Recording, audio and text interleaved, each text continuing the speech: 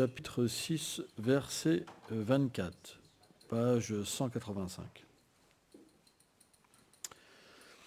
Om Namo Bhagavate Vasudevaya.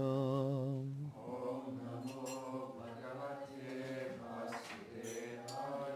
Om Namo Bhagavate Vasudevaya. Om Namo Bhagavate Vasudevaya.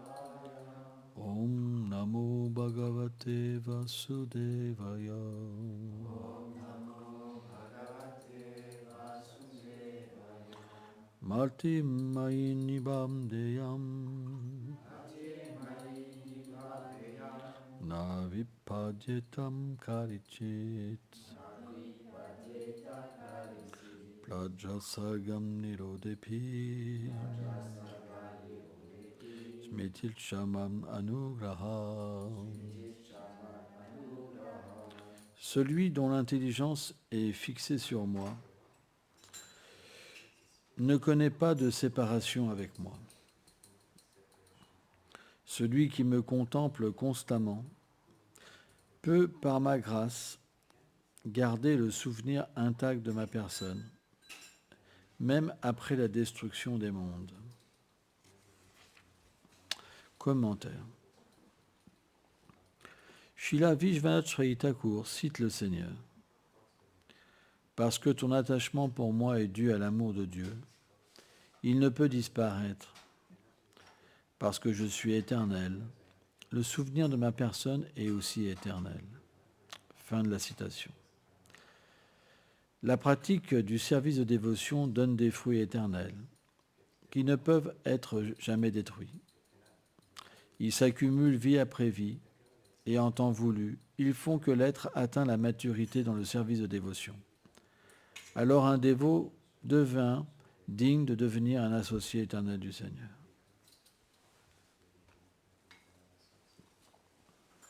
Oma Ganati Milandasya Ganam Jalam Shalakaya Shakshur Meditam Jena Taismai Shigula Venama Nama Om Vishnu Padaya Krishna Pestaya Bhutale Shrimate Bhaktivedanta Swaminiti Namine Namaste Sarasvati Devi Kulavani Prachadine Nilveshesha Sunyavadi Prachadjadeshatalin.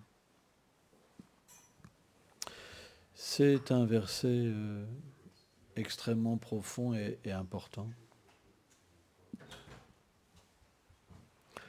où le Seigneur explique la nature de son service de dévotion. Il n'est pas comme une activité pieuse temporaire, dans le sens qu'il est lié avec ce monde matériel. L'activité pieuse, quand elle est accomplie, en vue d'en obtenir un fruit, peut permettre à une personne d'atteindre le paradis et de pouvoir se réjouir d'un bonheur plus grand matériellement. Mais ça reste temporaire. Le Seigneur explique que la destination de ces personnes n'est que pour l'instant de l'accumulation qu'ils ont eu des fruits de leurs actes. Une fois que ces fruits sont consumés, ils reviennent naître sur terre. C'est ce qu'il explique dans la Bhagavad Gita.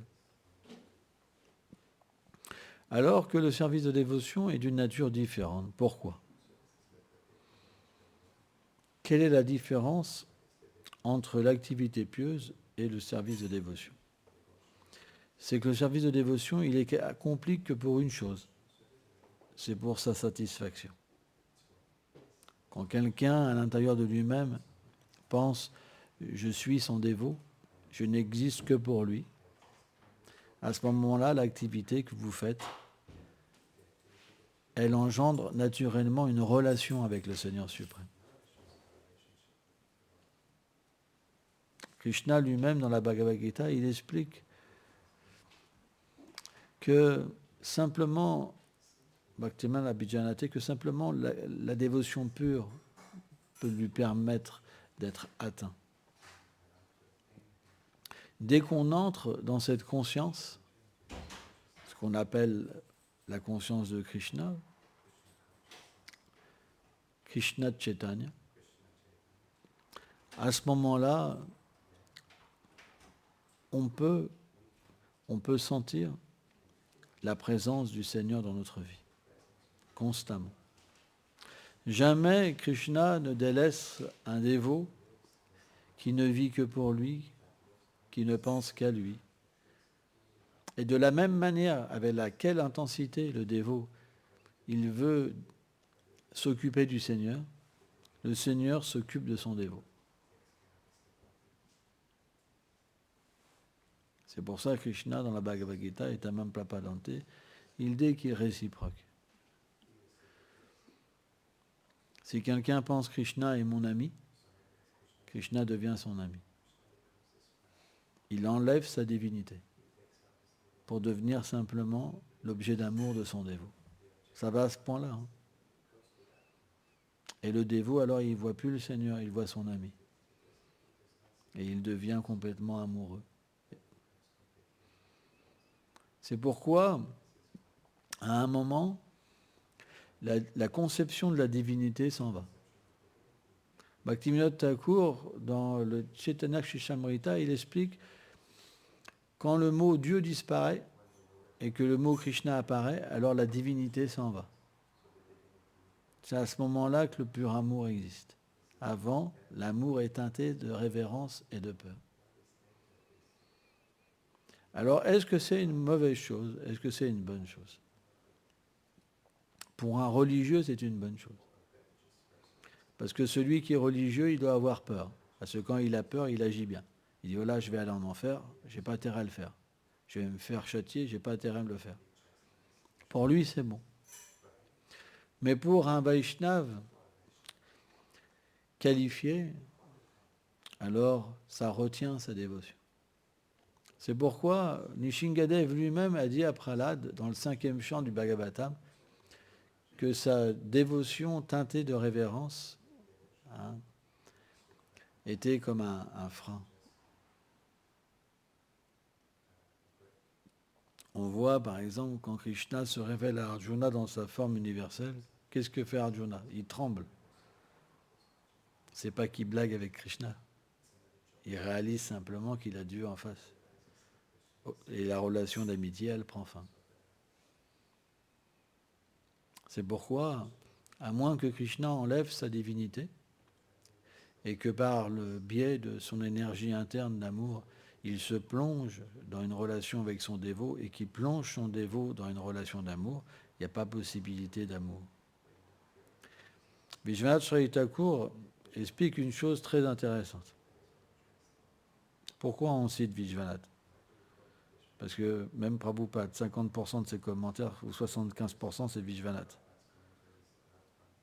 Il ne le cite pas tout le temps, mais moi qui fais le commentaire du Bhagavatam, je compare les deux. Et Prabhupada, soit il reprend, soit il commente le commentaire de Vishwanath.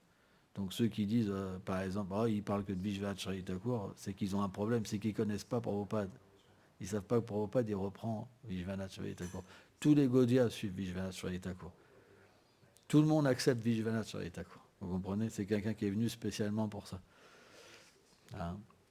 Il y en a même qui disent que Rupa Goswami est revenu en tant que Vishwanath Chakravarti Thakur. Hein? C'est pour ça qu'on cite Vishwanath Chakravarti Thakur. Parce que tout le monde accepte. C'est notre gourou à tous. Hein? On a de nombreux gourous. Et en citant nos maîtres spirituels, alors on obtient la faveur du Seigneur suprême.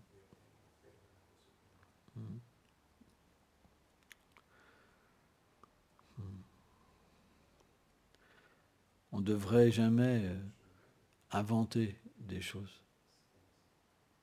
Alors bien sûr, il y a des Vaishnavas qui ont cette qualification de révéler des choses. Mais c'est rare. C'est dans des moments précis où il manque des éléments pour que les gens progressent et atteignent la destination suprême.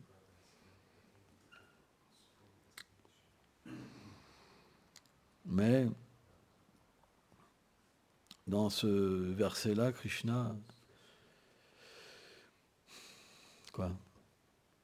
Narada Muni explique la réalité du service de dévotion. Le Seigneur, explique que son service de dévotion, il est éternel. Il n'est pas matériel. C'est pourquoi, si nous nous engageons dans son service de dévotion, graduellement, notre éternité apparaît. Alors que l'activité pieuse, elle nourrit la fausse conception. Ce que nous avons développé au contact des trois influences de l'énergie matérielle.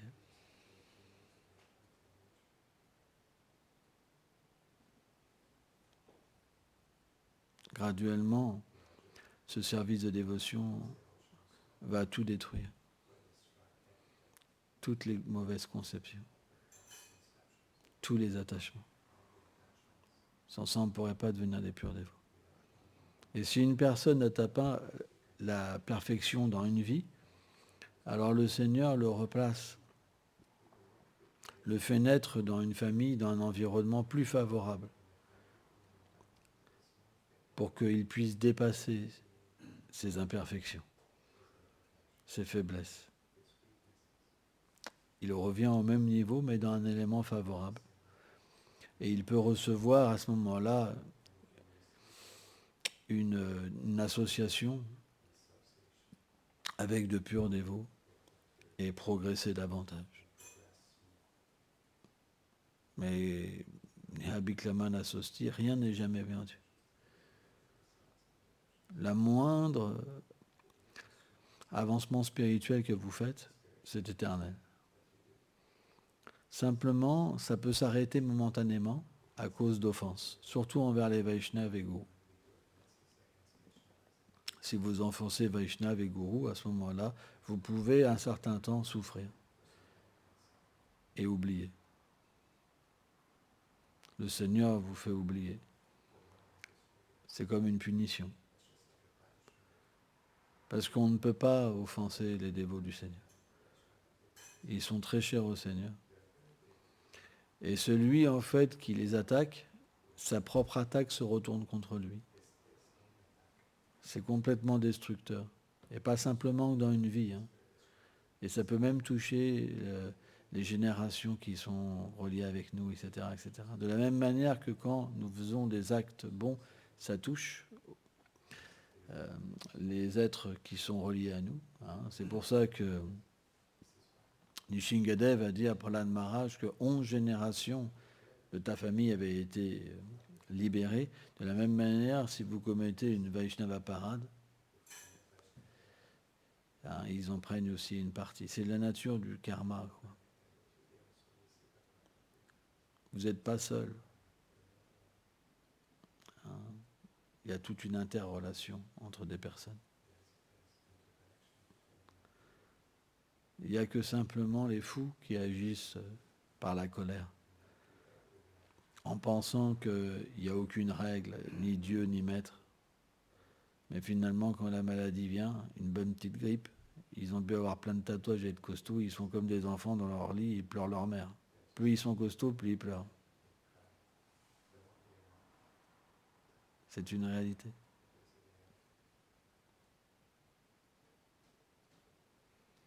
C'est pourquoi nous devons devenir humbles. L'humilité, c'est la seule manière de voir la vérité. Plus vous êtes petit, plus vous êtes humble, plus le Seigneur se révèle. C'est naturel. Pourquoi on est aveugle? Pourquoi on est loin de cette relation? C'est parce qu'on veut imiter le Seigneur suprême. Mais dès qu'on a une reliance avec lui, une connexion, qu'est-ce qu'on réalise dans un premier temps? C'est qu'on est tout petit. Et qui contrôle tout, qui maintient tout, qui détruit tout. Mais par sa miséricorde, bien qu'au début, il y a une retenue, qu'il y a la peur face à la grandeur, Krishna est très miséricordieux. Et suivant notre relation éternelle qu'on a avec lui, alors il nous influence, il nous guide. Et graduellement, cette révérence va diminuer, elle va se transformer. Elle se transforme et elle se manifeste en amour. C'est comme une alchimie, en fait. Dans un premier temps, on perd cette mauvaise tendance d'être un maître, parce que le Seigneur se révèle. Et graduellement, cette relation avec le Créateur devient graduellement changée en tant qu'un ami, en tant qu'un enfant, en tant qu'un amant, en tant qu'un prince. Ça ne peut pas se passer autrement. Tout est graduel. Tout est une évolution de la conscience. Mais quand la conscience évolue, par laquelle nous voyons toutes choses, par laquelle nous comprenons toutes choses, après ça ne change plus. On ne revient jamais en arrière. Jamais. C'est pour ça, si vous êtes sérieux dans cette pratique spirituelle, vous ne pouvez pas tomber. Parce qu'une fois que votre conscience est transformée, vous ne pouvez pas voir autrement, agir autrement.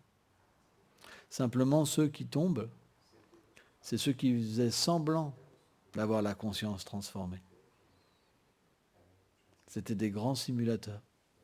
Ils étaient des sannyasis, des gourous, ils faisaient semblant, mais ils sont tombés. Sans ça, c'est pas possible.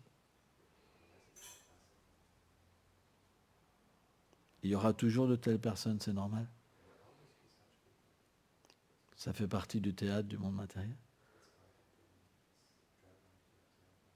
Mais ce qu'il faut comprendre et ce qui est intéressant, c'est que notre relation, elle n'est pas avec ces êtres-là. Même si quelqu'un a pris initiation, qui était derrière? Krishna a toujours été derrière. C'est lui qui nous donnait le goût. C'est lui qui nous donnait la réalisation, même si une personne n'est pas qualifiée. La preuve, c'est que des gens qui ont été initiés par ces gens-là, ils avaient du goût.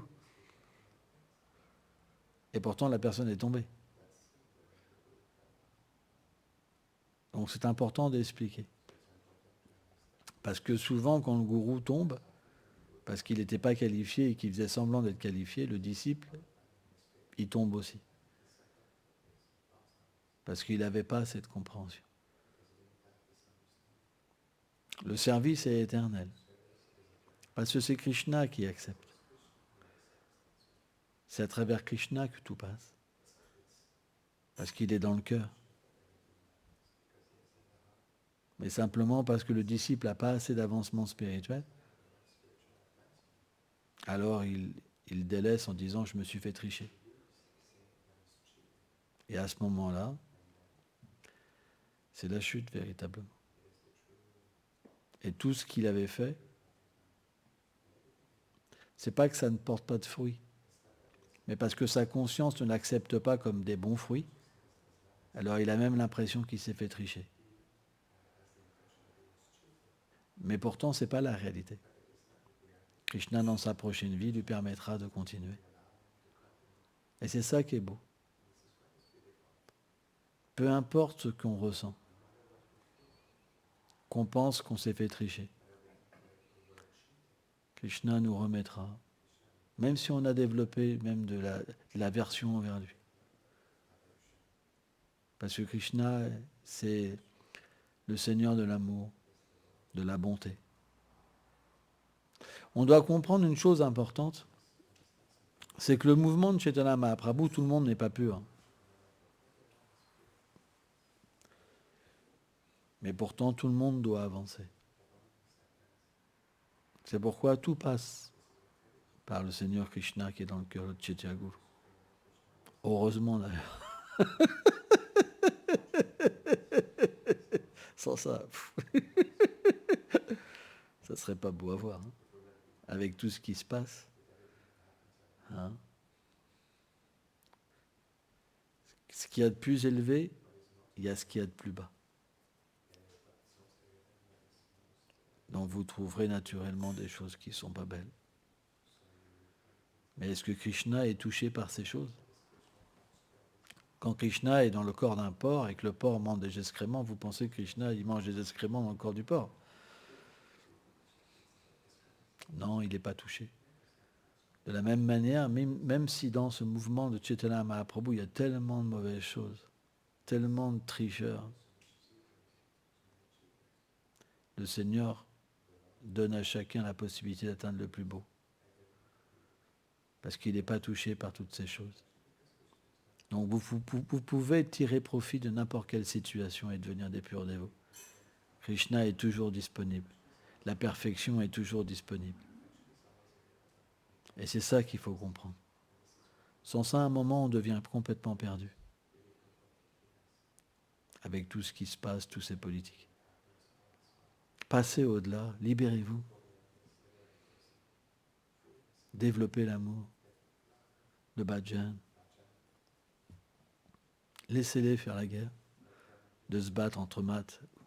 Oui, eux, ils ne sont pas qualifiés. Nous, on est qualifiés. Nous, on est authentiques, pas eux. Laissez. Ceux-là, ils ne sont pas authentiques.